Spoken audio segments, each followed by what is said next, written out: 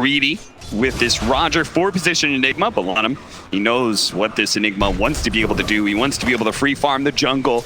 And that's why he's there, trying to sap some of that experience, maybe take a last hit or two. I think he's doing the right thing. Kill some Eidolons, and Shadow Shaman's base damage is so good for this. Yes, and Roger's going to deny it, but getting him out of the jungle and forcing him away so they can't help out this bottom lane, I think is completely the right idea. This is what's going to allow Monet to have a free lane. Now it means the Enigma won't be able to just like pop over to that bottom lane, go for a gank with the Malefice or something like that. And Shadow Shaman, Lanham can choose to assert his dominance, right? He can either continue to follow Roger around into that other jungle, or he can go back and go for the full defensive tri-lane around Monet. Yeah, absolutely. Or they could just go towards mid and harass down no one. Like, slowing down his game makes it so that you're protecting your side lanes anyways. And that might be what he opts to do. Just hanging around here, maybe looking for the courier, but bottom lane. Look at all these stacks with the disruption as well. They're going to be able to, the 5th poison, and perhaps another one that's not going to be enough to kill Solo, but it will do a significant amount of damage. We're seeing the power of this 5th-edition Ogre. It started things off really well for Secret against EG in that game 3, just bodying the Enchantress, and here Solo's having his influence in the bottom lane as well. And the best part about playing Ogre is just the pure amount of regen that you have in armor. This hero does not care about trading. One of the few 5-position heroes that just doesn't really feel bad ever about it. And Roger, if you see, Lanham is not giving him an easy time in the jungle. He's taking the last 2 hits right there. I think he understands that Roger's the key hero. Let me talk to the Enigma Black Hole is the best spell in this game. If you know that, slow down the Enigma's game. And conversely, what that'll do is just help your Alex game, as Monet even digs in the middle of them. Having a little fun with it.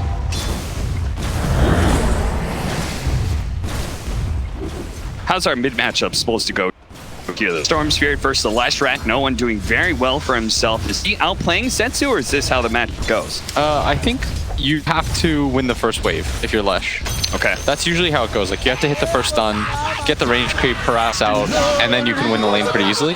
So the onus is on you. You have to be able to land the split Earths and kind of put pressure on the Storm Spirit right away. Yeah, because if you think about it, until level 3, your Lightning Storm isn't going to be very good. Yeah. Like, right now at level 2, as a spell, 120 damage, doesn't really hurt you that much. Storm's got good enough base armor that it deals with the Leshrac's right click pretty well. So it means that you have to take advantage of going for the range creep, getting the last hits on them, and he's just not doing so right now.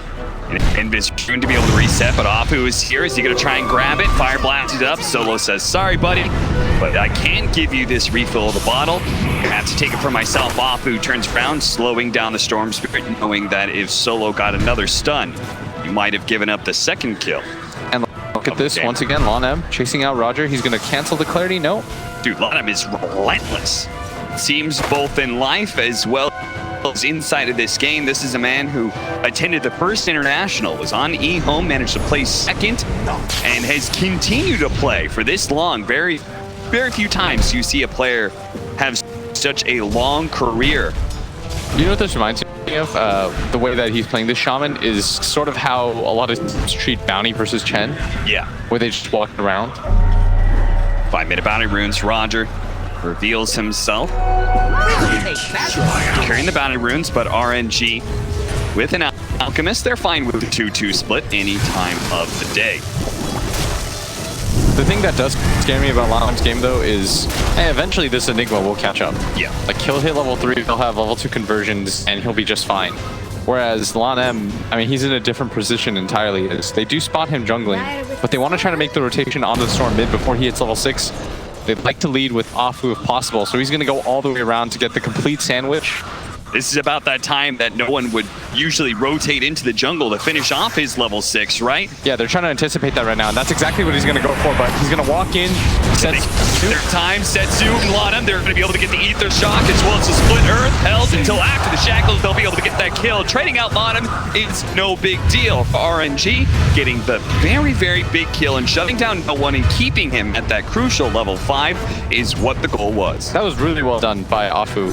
He decided to go for the left angle in, because if no one does indeed decide to go for the jump right there, it completely just wastes 2 people time. Yep. But instead, he goes in, finds the angle, completely goes around, and that's just being patient.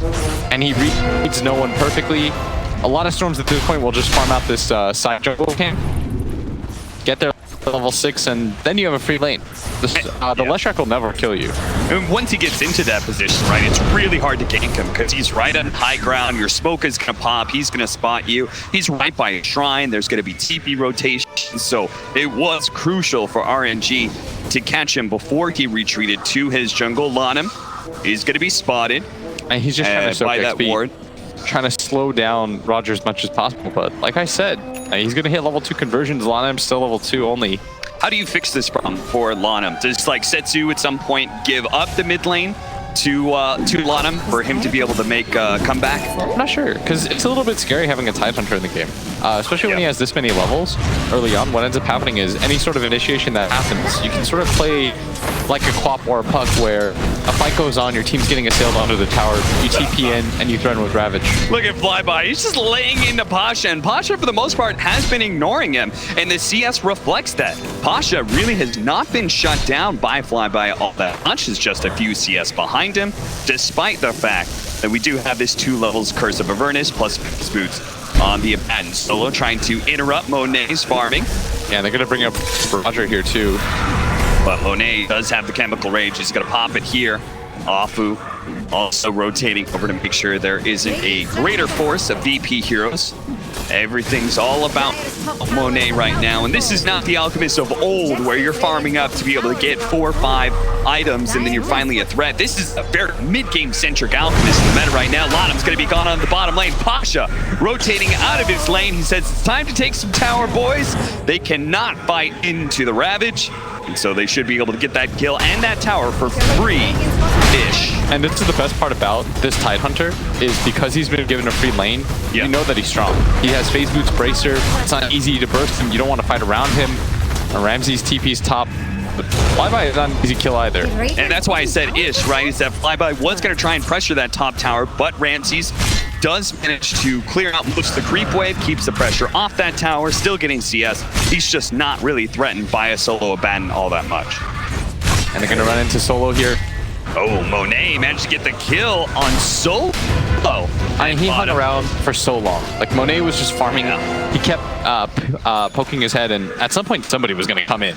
Like, the fact that he didn't think he was going to get punished for that was a little bit crazy, but it doesn't really mean too much as it's just an ogre. The big news for VP is they were able to defend the top tower and get the bottom one for free. Trying to Setsu here is going to be pulled back to Solo with the Fire Blast. Chain setting him up. Setsu still alive, but the final nail in the coffin is going to be the Gush from Pasha. It's another rotation by him, picking up this team fight. You expected maybe that he would be farming his lanes for 15 minutes, but no. This has been an active Tidehunter as soon as he's gotten level 7. He needs to be too, because he doesn't have a 4 position.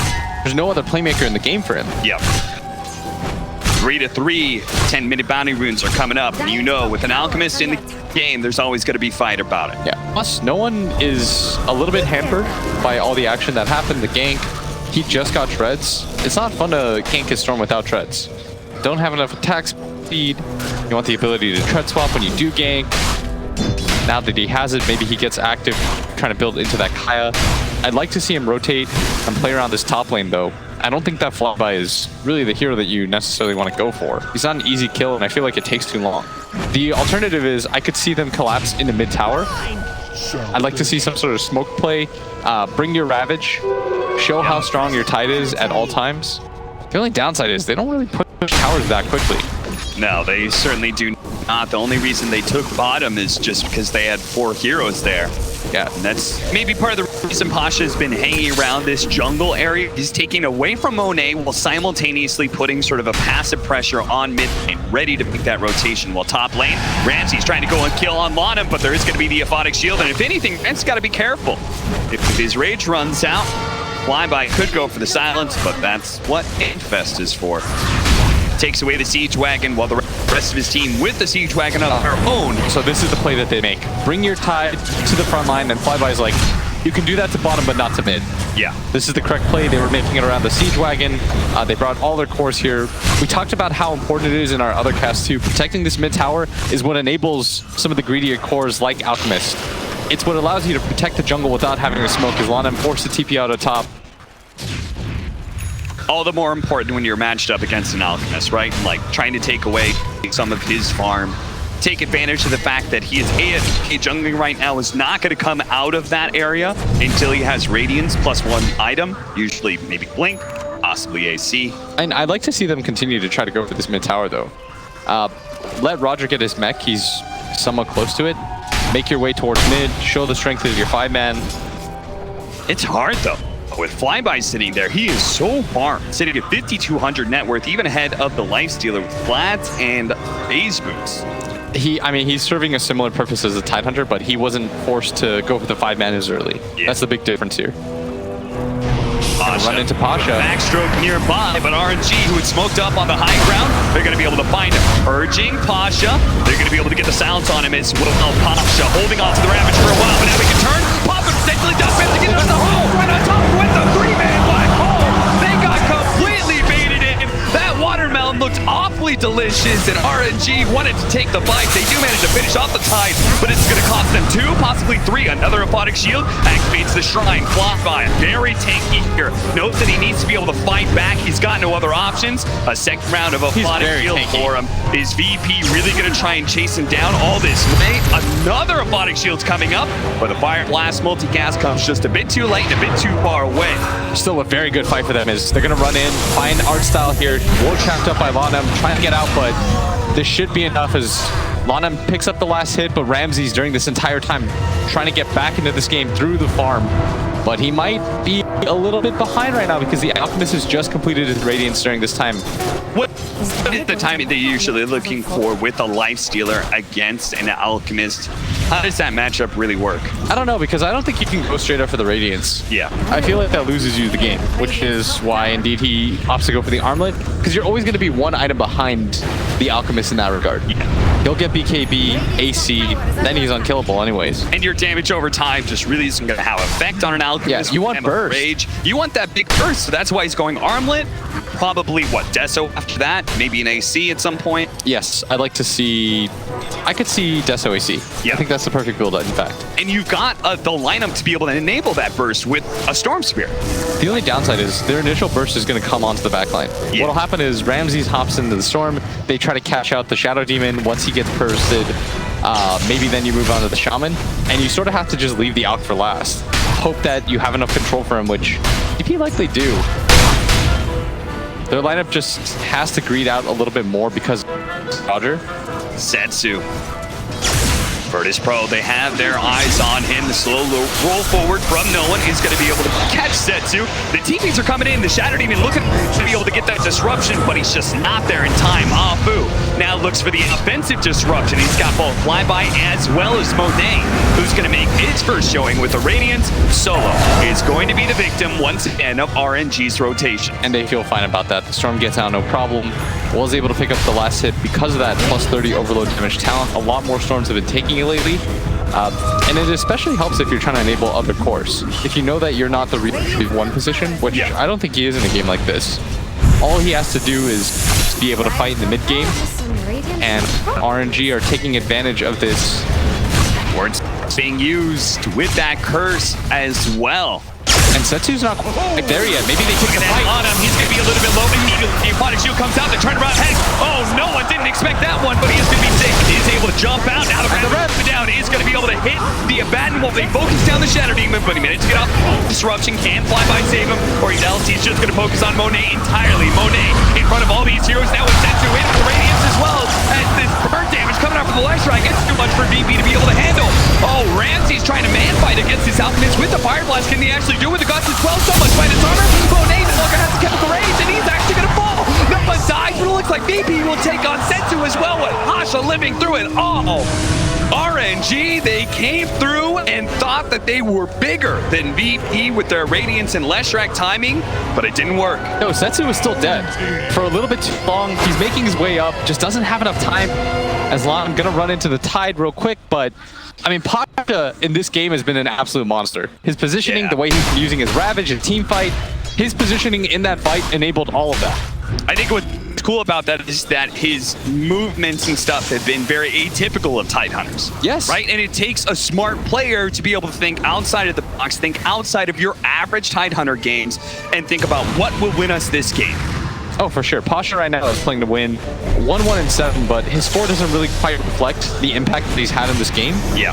He's just been a thorn in RNG's side, and you'd like to see them bring him here so that he can defend mid. And look at that, he's here again. He's going to make the jump for the captain of VP, but bottom. He's going to be one with a beautiful black hole. Managed to lock down to 3, and it looks like Mona is going to get popped before Flyby could provide any sort of saving grace. Now Wafu will die as well. How many times are you going to kill Solo before you realize it's just a bait? And they all have ranged heroes.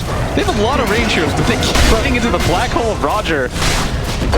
And again, it's Pasha leading the defense for his team, telling them we're not giving up this tower.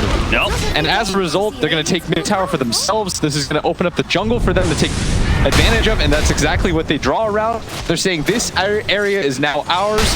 Don't allow RNG back in here.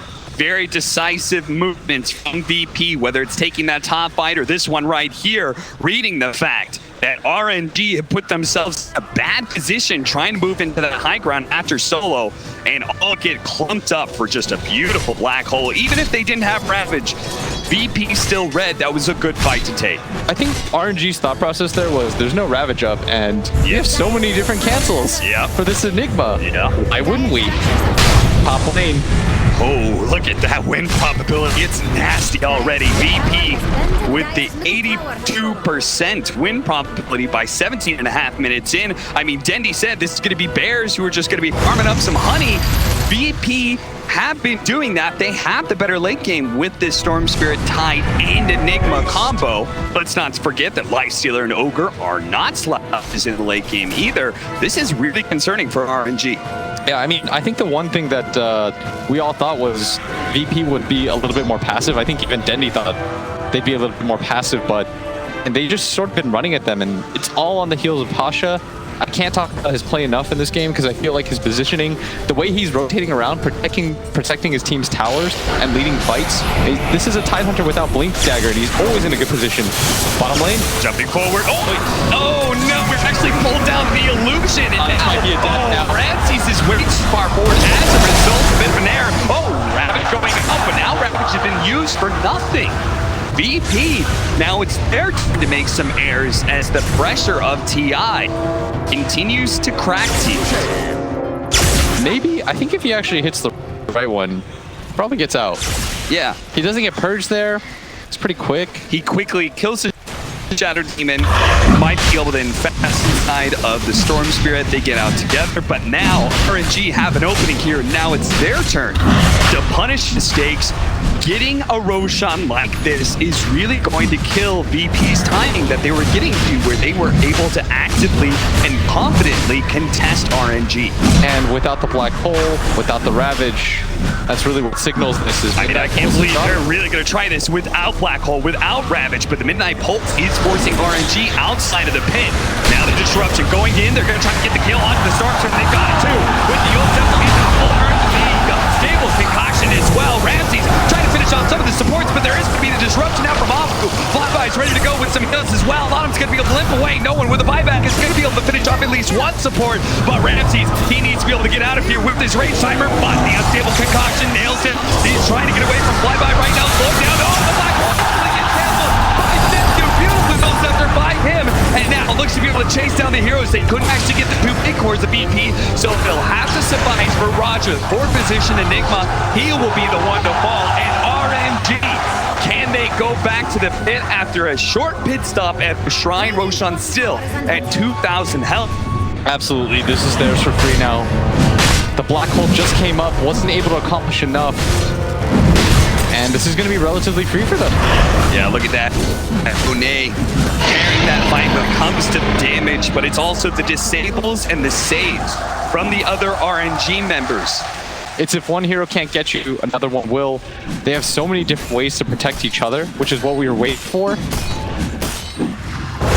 They finally get off a clean fight. And all of those buybacks, the two supports of RNG bought back, but well worth it to be able to get a buyback out of no one while still claiming the Aegis. And like they're going for the Deso, it looks like He's almost got it. At least getting within striking distance, but can't afford to die here, and he's already used the invest. That's going to make things awkward, especially if he gets hexed up by Lottom, who had the Aether Lens, was able to get the stun outside of the tree range, and Ramses now being have the rage up. Does have the rage up in a second, but he won't be able to TP away so easily. If Monet can actually find him and punch him down, but they went left, while Ramses went right. Scan from Radiant. Up to 16, and we've got ourselves a pretty even game. It is an Alchemist game, so that net worth being even may still be in the favor of VP, but RNG with the Aegis should be able to start knocking down some towers and build up a bigger net worth lead. The scary part about the Aegis at this point is it gives you so much map control. Yeah. This is what's going to enable RNG to get a little bit more space on the map. They were sort of getting choked out for the time being, but this is how you continue to protect your jungle. If you notice the 2 wards that they were able to place as a result of these fights. Radiant's middle tower is under And now they can get a little bit more aggressive. They're just going to do a classic sweep from tier 1 to tier 2. They're strong enough that VP don't want to contest the first. There's still no black hole up. There is going to be a Ravage, but I don't think they're contesting Monet and all the Serpent wards. On the other side of the map, there is Roger trying to get some damage onto the tier 1 tower, but doesn't quite finish it off. If anything, Monet is going to be happy to find Eidolons to farm. Top not being denied for the time being. They're going to de-ward, reset the map a little around their Alk. There's only one more tier 2 tower to take, but it's the mid tower and it's an easy one. What do you think RNG should go for? What should their plan be with this remaining Aegis timer? Can they boldly go to the tier 2, or is the team fight of VP too scary? I think it's always scary. I think the better move is to sweep out this jungle as a group. Try to get wards down if you have any. Take advantage of this, but they actually don't have any. So maybe they just go down mid. They can meet the creep wave, it's almost there. Monet, they push down top. He's gonna cut in this mid lane as well. I think if you're VP, Storm Spirit. Oh, they'll wait for the BKB on Enigma first. Oh, is that coming in?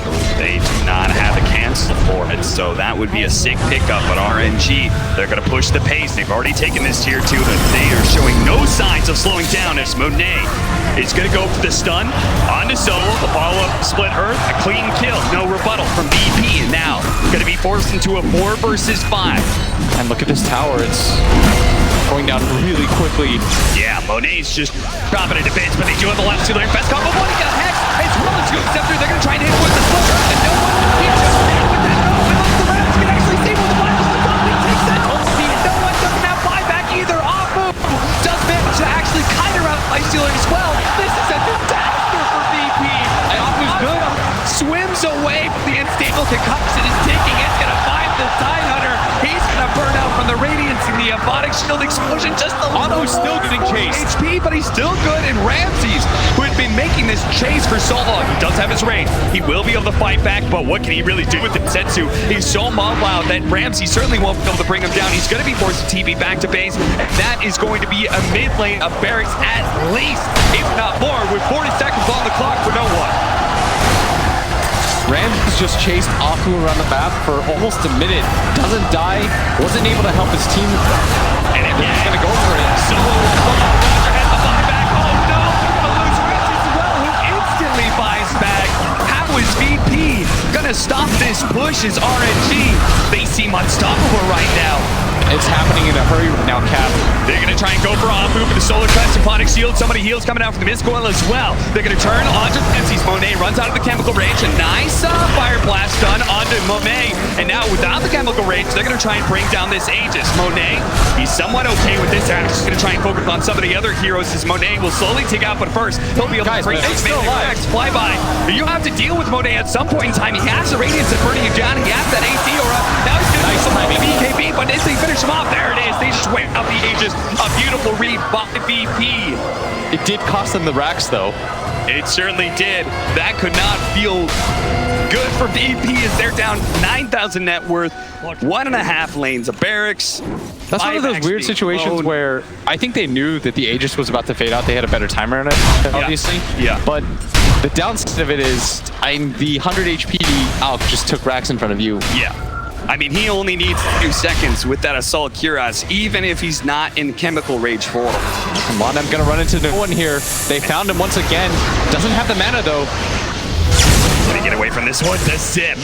It's time. Setsu, he's been really good on the timing with that Yule Scepter split earth. He's been reacting very quickly, but this time he missed on no one. And for the next fight, they will have the BKB Black Hole, but I mean, timing-wise, what we've learned is Dendy's right. Yeah. They're gonna ball up. They're just gonna sort of go for it. I think VP were outplaying them. They were overplaying their late game lineup by taking these really smart fights, but they missed 1 or 2 ultis, and all of a sudden it just resets the game. They're able to take Roshan and just march down towers. We saw the win probability was heavily in the favor of VP at one point in time, but no longer. As now siding heavily with RNG as it should. And it's going to take a bit of a miracle here for Virtus.pro.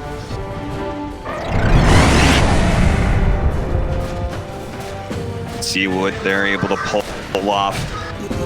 Their backs against the wall in this game one. Virtus.pro have long been known to choke at the International. You heard it themselves.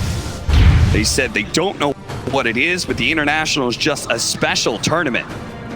And everybody else seems to fare okay, but VP always perform much worse than they have the rest of the DPC season. And the hope was that coming into this tournament, not being the front runners, not being one of the top 3 teams, may have given them a little more leeway against some of the other teams. Maybe they didn't study Virtus.pro as much. But being in the lower bracket and now potentially 1 game down against RNG, the VP curse seems to be returning 17, 18, 28 minutes in. And this is where you stop things. There's no one. He's looking for the jump right now, but doesn't want to go in first. Doesn't have a BKB. Yeah, we've seen that because the lack of the BKB, both the Shadow Shaman and Setsu's Leshrac. Here's the super fast on their timing. You go in for Lanham, he gets the shove in. Fight stuff. Fight just ends. You can't go on flyby. And if you can't go on flyby, then he's have to fight for his team anyways. All of your stuns are cleared out. He feels fine. Even if he gets Ravaged, just pop his ulti. He's gonna go in. They decide they're gonna try and find around these right there. Oh, they went on the illusion! They went on the illusion! They do it. He's gonna realize. He does to get the black hole in the back. Just evaporated. It's some support for Setsu stand up on the side here, but the corners of RNG are pretty strong. They've already got a bad on Roger. The man's gonna be able to heal him up a little bit more. His goal not gonna be enough. Ramsey gets the range off as well. Can they help him? He's got an infest. He should be able to get him. No one's just shy of being able to get to the other side of the cliff, but now he's stuck and now he's dead. Oh no. He has a buyback though. That initiation. It took him so long to realize too. If they had the damage in that fight, maybe this is a little bit different. The buyback is available for no one. RNG are here in force. This is Pasha. Certainly needs the help. No one tries to jump up, but he gets hexed up. He's trying to go for Abu. RNG has the answer. Rams will fail to get the kill that no one pick up on himself. And now he's controlled up by the Jackal. Finished up by RNG. Take game number 1 against the CIS powerhouse of Virtus.pro. And that game happened. We were looking at an 82% win probability for VP at one point. And that was at like 17 minutes. And 10 minutes later, the game's just over. Royal never give up, as you said, hit him in a hurry. Monet giving the wave to the crowd who have been very supportive of RNG, giving them plenty of chance, bringing them on to victory here in game 1. And now they're 1 game away from knocking out VP, a team that you and I predicted in the group stage before the games had started would eventually be our favorites. They didn't have that pressure going in. We talked about it. Said maybe the VP magic will come back in time for TI. Maybe they've been keeping their heads down, ready to go, but it seems like Virtus.pro, the choke is still real. How do they